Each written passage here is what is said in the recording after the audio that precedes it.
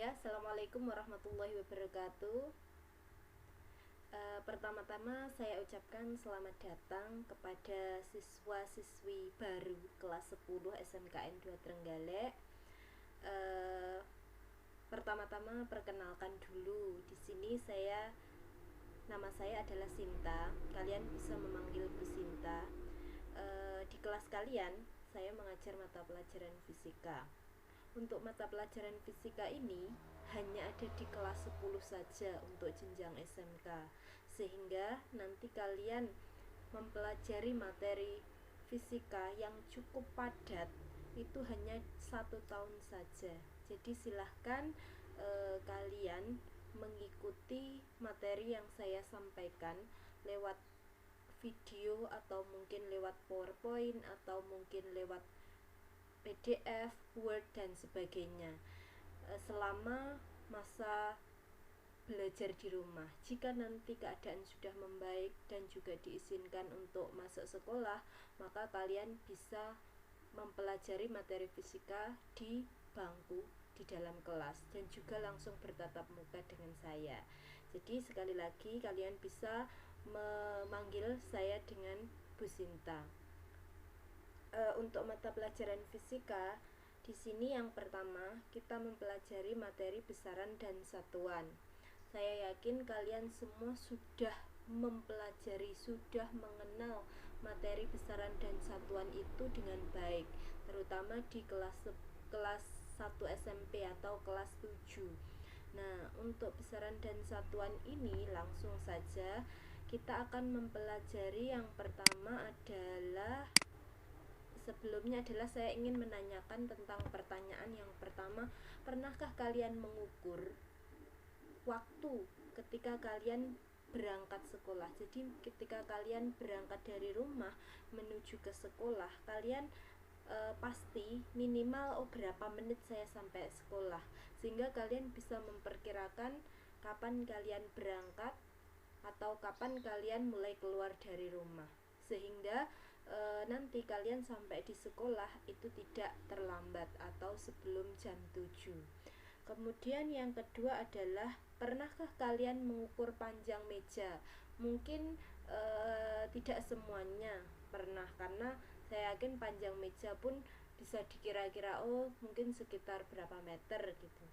Kemudian pertanyaan yang ketiga adalah pernahkah kalian menimbang massa badan kalian? Saya tekankan di sini adalah kata-kata massa. Nah, kalau mungkin kalian di bangku SMP atau mungkin di SD atau mungkin ketika dulu kalian masih kecil, kemudian kalian timbangan di posyandu misalkan, kalian pasti menyebutnya adalah berapa bobot tubuh saya atau berapa berat badan saya. Nah, kalau di fisika kita tidak boleh menyebut dengan kata berat atau bobot. Di sini kita harus menyebut dengan massa. Kenapa? Karena massa dan berat itu berbeda. Jadi kalau massa itu yang satuannya gram, kilogram itu massa. Tetapi kalau berat itu adalah gaya kalau di dalam fisika. Jadi satuannya adalah newton atau mungkin dine. Jadi kita tidak boleh menyebut berat karena itu sudah dua kata dengan pengertian yang berbeda. Jadi saya yakin kalian pasti sudah pernah. Kemudian selanjutnya adalah, nah di sini kalian tadi mengukur, melihat jam tangan kalian mulai dari berangkat sekolah, dari rumah sampai di sekolah. Kemudian dan juga ketika kalian menimbang massa badan kalian atau mungkin mengukur panjang meja, di sini kalian melakukan sebuah aktivitas yang disebut dengan mengukur. Nah, mengukur itu apa? Mengukur itu adalah membandingkan antara suatu besaran dengan besaran lain yang dianggap sebagai patokan. Jadi di sini dalam sebuah alat ukur, misalkan kalian mengukur waktu, berarti kalian menggunakan misalkan jam tangan, atau mungkin kalian punya stopwatch, berarti kalian pakai stopwatch, atau mungkin kalian menggunakan penggaris atau mistar, atau juga menggunakan timbangan, maka di sini itu alat-alat tersebut sudah distandarisasi dengan sebuah besaran yang dianggap sebagai patokan. Nah, kemudian baru dibandingkan. Kemudian kalian tadi sudah menyebutkan kata masa, menyebutkan kata waktu, menyebutkan kata panjang. Maka di sini kalian akan disebut atau dikenalkan dengan yang namanya besaran. Nah, besaran itu apa? Di sini kalian lihat, besaran itu adalah sesuatu yang dapat diukur dan mempunyai nilai. Jadi waktu tadi kan bisa diukur, berarti dia besaran. Kemudian panjang, dia bisa diukur panjang mejanya. Kemudian masa tadi bisa ditimbang, maka di situ itu bisa diukur dan disebut dengan besaran. Nah, kata besaran ini juga mempunyai nilai. Nah, maka di sini kalian mendapatkan misalkan 30 menit, atau kalian mendapatkan 1 meter, atau mendapatkan misalkan 50 kilogram. Berarti itu kan punya nilai 50. Nah, maka di situ sesuatu yang dapat diukur dan juga mempunyai nilai itu disebut dengan besaran. Kemudian tadi saya sempat mengucapkan kata 50 kilogram. Berarti ada kata-kata kilogram. Kalau misalkan saya menyebutkan 50 saja, mungkin kalian bingung. Atau mungkin 1 meter tadi saya sebut hanya satu, panjang meja satu. Satu apa? Nah, di sini kita harus membuat suatu kata yang digunakan untuk menyatakan nilai, atau menggunakan suatu kata untuk menyatakan nilai suatu besaran. Nah, ini yang disebut dengan satuan. Jadi satuan adalah cara menyatakan nilai suatu besaran. Contohnya kilogram tadi, atau mungkin menit, sekon, detik, atau mungkin meter, sentimeter, dan sebagainya. Itu yang disebut dengan satuan. Kemudian yang selanjutnya adalah contoh, misalkan di sini kalian pernah di rumah mengetahui kabel penghantar, saya yakin. Nah, di dalam kabel penghantar, kalau misalkan disambungkan atau dihubungkan dengan sumber tegangan, maka di situ akan mengalir yang namanya arus listrik. Nah, di situ ada kalimat misalkan arus listrik yang mengalir pada kawat penghantar adalah 3 ampere misalkan. Maka kita bisa mendapatkan yang namanya besaran, nilai, dan satuannya.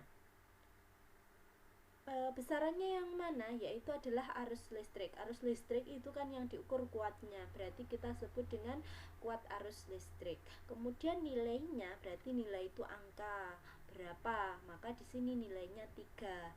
Kemudian cara menyatakan tadi kan adalah ampere, maka itu adalah satuannya. Jadi satuan kuat arus listrik itu adalah ampere. Bisa dipahami?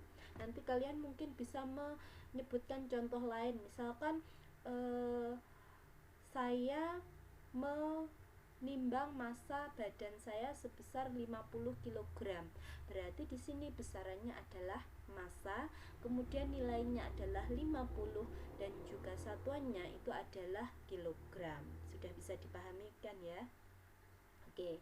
Kemudian yang selanjutnya itu adalah besaran. Sudah kalian ketahui bahwa kita bisa membedakan atau menggolongkan besaran itu ke dalam 2 bagian, yaitu yang pertama adalah besaran pokok dan yang kedua itu adalah besaran turunan. Nah, besaran pokok dan besaran turunan itu bedanya apa? Besaran pokok dulu kita pelajari. Besaran pokok itu adalah besaran yang satuannya sudah ditetapkan atau sudah ditentukan. Jadi sudah menjadi sebuah kesepakatan bahwa itu adalah satuan dari besaran pokok. Besaran pokok itu ada 7. Kalian bisa lihat di tabel ini, yaitu yang pertama itu adalah panjang, kemudian massa, waktu, kuat arus listrik, suhu, jumlah zat, dan juga intensitas cahaya. Jadi ada 7 besaran pokok. Di sini lambangnya sudah ada, bisa kalian lihat ini di tabel. Kemudian satuannya, panjang satuannya adalah meter, massa satuannya adalah kilogram, waktu satuannya adalah sekon, kuat arus listrik satuannya ampere, suhu satuannya Kelvin. Jadi di sini saya menyebutkan adalah satuan SI ya. Mungkin kalian mengenal lebih familiar satuan suhu adalah Celcius, tapi di sini satuan SI dari suhu adalah Kelvin. Jadi kalau misalkan nanti kalian mendapatkan besaran dalam satuan Celcius, maka kalian bisa mengubahnya atau mengkonversinya ke dalam Kelvin. Kemudian jumlah zat satuannya mol, dan intensitas cahaya itu adalah satuannya kandela. Nah, jadi ada 7 besaran pokok, itu harus hafal. Jadi di sini harus hafal kalian tentang 7 besaran pokok. Mengapa kok harus hafal? Karena selain 7 ini itu masuk ke dalam besaran turunan. Kalau besaran turunan kalian tidak perlu menghafalkan. Kenapa? Karena kalau kalian sudah hafal besaran pokok, berarti selain itu masuk ke dalam besaran turunan. Oke, sudah, nanti kalian bisa melihat tabel ini. Kalau kalian menggunakan HP, maka kalian bisa men-screenshot, di pause dulu kemudian di screenshot. Sudah ya. Kemudian yang selanjutnya adalah besaran turunan.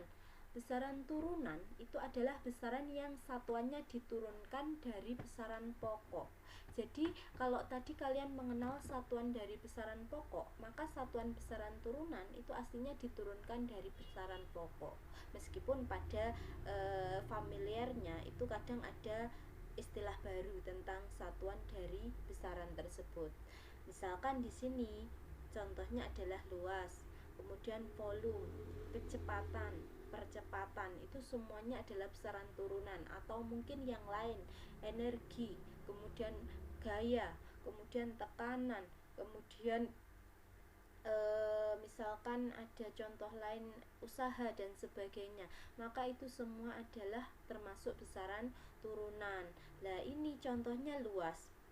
Luas itu kan satuannya adalah meter kuadrat. Kalau kalian di matematika, kalian mengenal luas persegi itu kan sisi kali sisi. Maka di sini sisi itu kan meter, sisi yang lain juga meter. Berarti meter kali meter itu kan meter kuadrat atau meter persegi. Maka nanti di sini satuan dari luas adalah meter kuadrat atau meter persegi. Lah, meter tadi itu kan satuan dari panjang. Berarti di sini luas itu kan turunan dari panjang. Berarti satuan dari luas itu adalah turunan dari satuan panjang. Jadi maksudnya seperti itu besaran turunan. Begitu juga contoh yang lain, kalian bisa melihat atau mencari contoh-contoh yang lain dari internet, atau mungkin dari buku, atau mungkin dari catatan kalian ketika di bangku sekolah menengah pertama dulu. Sudah? Kemudian yang selanjutnya adalah konversi satuan. Tadi saya sudah menyebutkan sekilas tentang mengubah atau mengkonversi satuan. Jadi di sini kalian akan mengenal berbagai macam satuan. Ada beberapa contoh, misalkan untuk panjang dulu. Di sini yang bagian atas ini adalah semua dari satuan panjang meter. Tapi meter itu kan bagian depannya itu macam-macam. Mungkin kalian mengenal kilometer, atau mungkin kalian mengenal sentimeter, milimeter, dan sebagainya. Maka nanti kalian bisa mengubahnya ke dalam meter. Contoh misalkan 1 kilometer itu sama dengan 1000 meter. Ini 1 gigameter itu 10 pangkat 9 meter. 1 megameter sama dengan 10 pangkat 6 meter. 1 mikrometer itu sama dengan 10 pangkat min 6 meter. 1 nanometer itu sama dengan 10 pangkat min 9 meter. Contoh yang lain kalian bisa mencari sendiri. Misalkan 1 cm berarti kan 10 pangkat min 2 meter atau 0,01 meter misalkan. Begitu juga misalkan 1 desimeter misalkan, maka nanti kalian bisa mengubah ke dalam satuan meter. Sama juga dengan satuan massa, gram misalkan. Gram dijadikan kilogram berapa, atau mungkin satuan yang lain. Misalkan di sini kalian mengenal istilah kalori. Kalori itu adalah satuan kalor atau panas. Maka di sini kalian akan mengubah ke dalam satuan SI-nya panas, yaitu joule. Di sini 1 kalori itu 4,2 joule. Kalau kalian balik nanti 1 joule itu sama dengan 0,24 kalori. Sama, tadi juga saya sedikit menyinggung tentang Celcius. Misalkan 100 derajat Celcius itu kita ubah ke dalam Kelvin, maka tinggal menambahkan 273, yaitu 373. Atau 1 pon itu 0,1 kilogram, atau 1 menit sama dengan 60 detik misalkan. Nah, konversi satuan yang lain masih banyak, silahkan kalian bisa mempelajari sendiri. Di sini saya hanya memberikan beberapa contoh. Saya yakin kalian sudah masuk ke jenjang SMK, kalian bisa berusaha sendiri. Kemudian yang selanjutnya adalah dimensi besaran. Di sini dimensi besaran itu sejatinya kalau kalian mengenal tadi menurunkan besaran turunan dari besaran pokok satuannya, maka nanti kalian insya Allah untuk dimensi besaran itu mudah. Jadi dimensi suatu besaran itu adalah cara besaran itu tersusun oleh besaran pokok. Di sini besaran pokok tadi yang jumlahnya 7 tadi itu masing-masing punya dimensi. Tetapi di sini saya cantumkan yang sering digunakan saja, yaitu panjang sebesar atau simbolnya dimensi itu adalah L, kemudian massa itu M, kemudian waktu itu T. Nah, maka nanti kalau misalkan kalian disuruh mencari dimensi besaran turunan, maka kalian tinggal melihat satuannya. Misalkan contoh dimensi kecepatan. Kecepatan tadi kan meter per sekon. Maka di sini meter per sekon, meter itu kan satuan panjang. Berarti di sini L. Kemudian per sekon. Berarti sekon itu kan satuan waktu T. Berarti kan per sekon. Berarti sekonnya kan di bawah garis mendatar. Maka di sini kalau kita naikkan berarti kan menjadi T-1. Begitu juga misalkan gaya. Nah, kalian mengenal misalkan contoh gaya. Di sini saya menuliskan misalkan gaya. Gaya itu kalau misalkan dulu kalian mengenal itu kan massa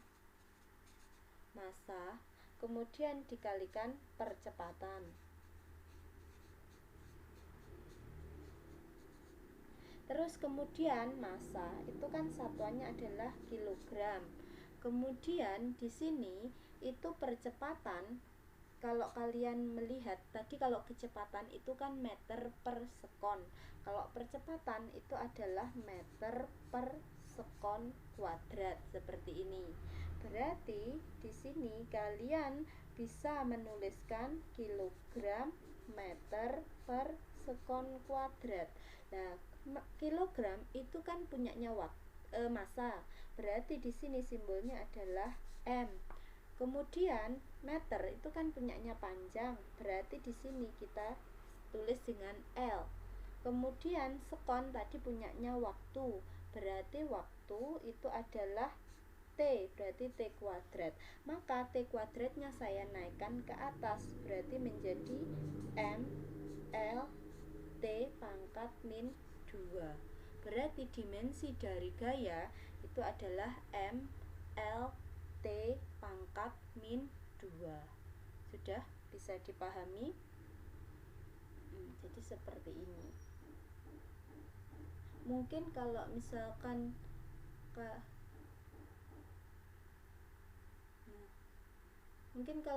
di kamera terbalik apa enggak ya? Kalau misalkan terbalik kalian bisa menulis ulang ya, tapi insya Allah kalian bisa memahami apa yang saya tulis ya.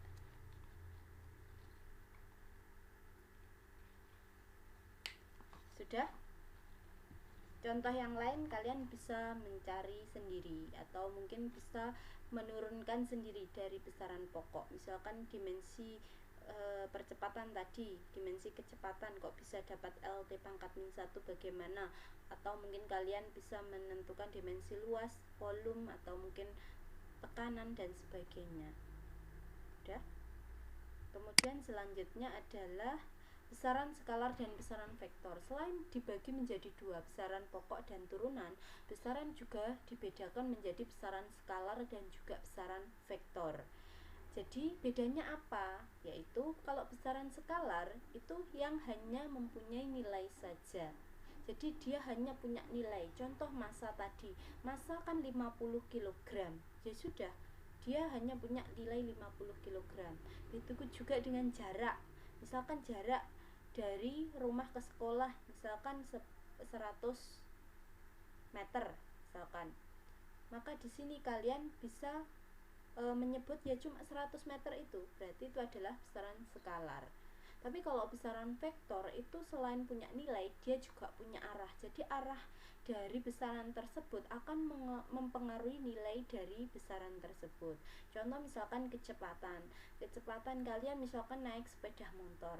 Naik sepeda motor ke arah utara misalkan, berapa meter per sekon. Kemudian belok ke kanan misalkan atau belok ke kiri, berapa meter per sekon. Maka itu nanti akan menghasilkan nilai kecepatan yang juga berbeda. Jadi arahnya itu akan mempengaruhi.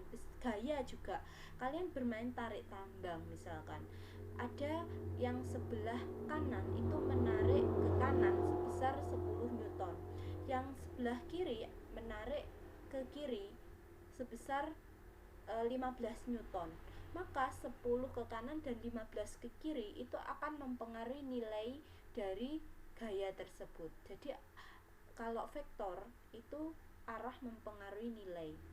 Jadi dia punya arah dan juga punya nilai.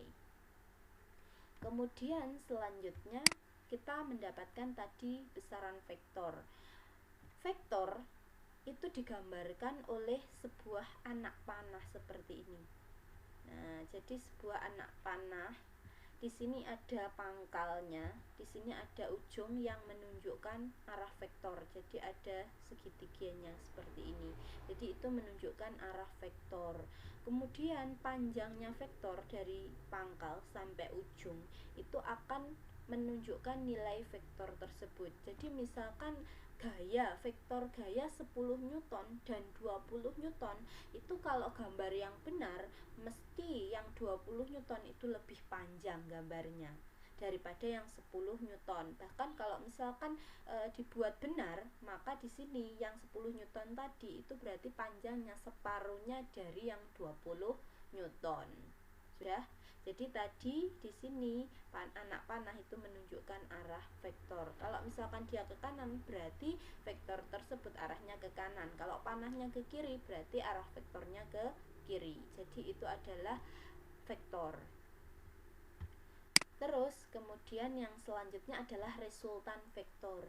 Resultan di sini itu ketika ada lebih dari satu vektor dengan perjanjian. Kalau misalkan ke kanan kita pakai tanda positif, kalau yang ke kiri itu kita pakai tanda negatif. Contoh misalkan ada dua vektor, vektor A dan vektor B misalkan.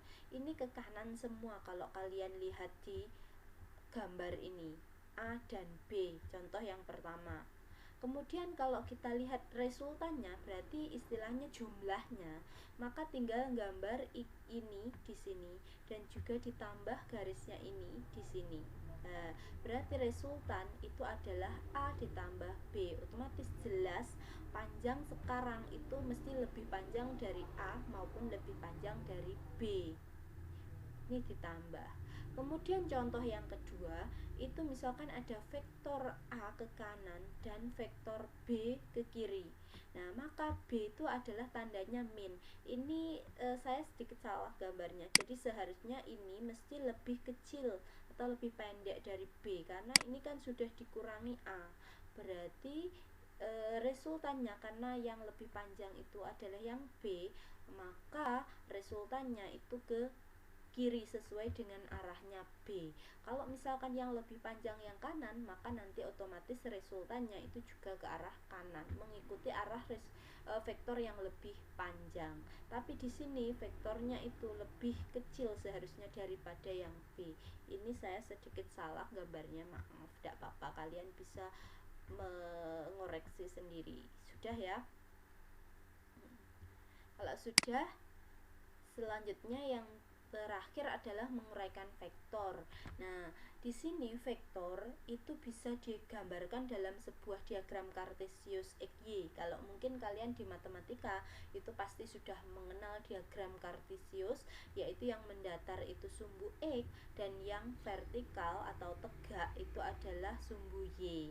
Kemudian misalkan ada vektor ini, vektornya yang OF ini, OF atau vektor F saja karena di sini F-nya berada di tengah. Kalau misalkan F-nya di ujung kita sebut OF, tapi kalau di tengah seperti ini cukup F saja, O-nya nggak usah disebut. Kemudian membentuk sudut alfa di sini terhadap sumbu X ini, maka kita akan menguraikan vektor ini terhadap sumbu X dan sumbu Y dengan menyebutnya Fx untuk proyeksi terhadap sumbu X ini. Ditarik garis putus-putus yang tegak lurus sumbu X, maka didapatkan di sini. Kita tarik panah ke sini. Kemudian kalau yang sumbu Y berarti kita tarik garis putus-putus yang tegak lurus sumbu Y, kita dapatkan di titik ini. Maka kita garis dari titik ini sampai ke ini, kita sebut dengan FY. Maka Fx dan Fy itu kita tulis seperti ini. Fx kenapa kok F cos? Karena di sini dia samping sudut. Mungkin di matematika kalian nanti akan mengenal yang namanya trigonometri, yaitu sin cos tangen. Kalau misalkan cos itu berarti sisi samping dibagi sisi miring dari sebuah segitiga. Kalau misalkan kita menghafalkan, kalau cos itu adalah komponen yang dekat dengan sudut biasanya. Berarti ini adalah F cos alfa. Kalau misalkan sudutnya di sini, di sebelah sini, maka tinggal membalik saja. Berarti yang Fx itu F sin. Nah, terus kalau misalkan sudutnya kembali lagi tadi yang di sini, maka Fy itu adalah F sin alfa. Kalau misalkan kita pindah sudutnya yang sebelah sini, maka ya dibalik tadi, Fy berarti F cos alfa. Jadi kalian tahu sudutnya. Jadi kalau yang dekat, Fx kan di sini dekatnya sudut, Fy kan di sini kan lebih jauh, maka yang dekat ini yang cos, yang jauh adalah yang sin. Bisa dipahami. Nanti ini biasanya digunakan untuk memproyeksikan jika vektor itu tidak pada sumbu X atau tidak pada sumbu Y. Berarti di sini seperti ini, dia membentuk sudut tertentu, maka harus kita proyeksikan. Sudah? Ada pertanyaan dulu? Mungkin kalau misalkan ada pertanyaan, kalian bisa menuliskan di kolom komentarnya. Jangan lupa untuk menuliskan nama dan juga kelasnya atau mungkin nomor absennya kalau sudah tahu di kolom komentar, biar saya tahu siapa saja yang sudah menyimak video pembelajaran yang saya buat ini, sehingga saya bisa mencentangnya di kolom absensi kalian. Jadi silahkan kalian tulis, atau kalian misalkan belum paham, kalian juga bisa menuliskan di situ. Kalau misalkan kalian bisa mengusahakan, misalkan cari di internet atau di buku bacaan yang lain, silahkan. Tapi kalau misalkan kalian sudah berusaha tapi belum paham, bisa menanyakan ke saya lewat kolom komentar, atau mungkin kalian juga bisa lewat Japri, menanyakan lewat WA ke saya. Silahkan bisa tanya ke Bapak Ibu guru yang mungkin kalian sudah tahu nomornya. Bu, nomornya Bu Sinta berapa? Atau Pak, nomornya Bu Sinta siapa? Ada apa-apa, nanti bisa saya jawab. Untuk soalnya, soal latihannya mungkin bisa pertemuan berikutnya, karena di sini masih ada materi lagi untuk bab besaran dan satuan, tapi di pertemuan selanjutnya saja. Jadi untuk hari ini kalian bisa mendapatkan materi besaran, satuan, dan juga vektor. Untuk materi selanjutnya kalian bisa mempelajari angka penting dan juga alat ukur. Sudah bisa dipahami? Terima kasih. Itu saja dari saya untuk pertemuan yang pertama ini. Kita ketemu insya Allah pertemuan berikutnya. Saya akhiri dulu. Wassalamualaikum.